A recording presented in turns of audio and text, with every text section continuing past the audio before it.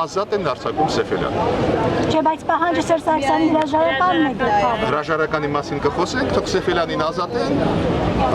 լարվածությունը կթուլանա, հետո կանցնենք քաղաքական դաշտ։ Կսկսենք այդ հրաժարականի մասին խոսել։ Իշխանությունը միշտ լծակները, քանի որ իր ձեռքում է, կարող է քայլ անի, որը լարվածությունը կթուլացնի։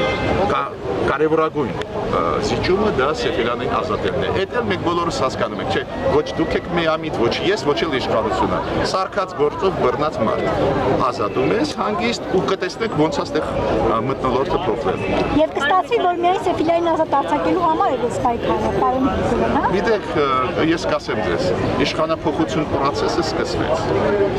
Եթե դա չեն հասկանում իշխանությունները, մոտ ժամանակներս կտեսնեն։ Իրանք են արագացնում այդ process-ը։ Այն, որ adekvat չարձագանքեցին Ղարաբաղի պատերազմի դեպքում, խոսում են նրան, որ լուրջ է վիճակը։ Դուք ճիշտ հասկացեք, եթե իշխանությունները այդ պատերազմից հետո նույն քաղաքականություն են վարում, ուրեմն բան adekvat չեն արձագանքում։ Դա նշանակում է, որ իշխանափոխության process-ը սկսվեց։ Իր զարգացումը կունենա։ Հիմա մենք պետք է բոլորս կողմնակից լինեն, որ դա ուժային, կռվային պայքար չլինի, նորմալ քաղաքական պայքար լինի։ Դա է պատճառը, ասում եմ Սեֆելյանին բաց թողեք այդ լարվածությունը կթուլանա ու հետո կսկսվի այլ process, որը կոչվում է իշխանափոխություն։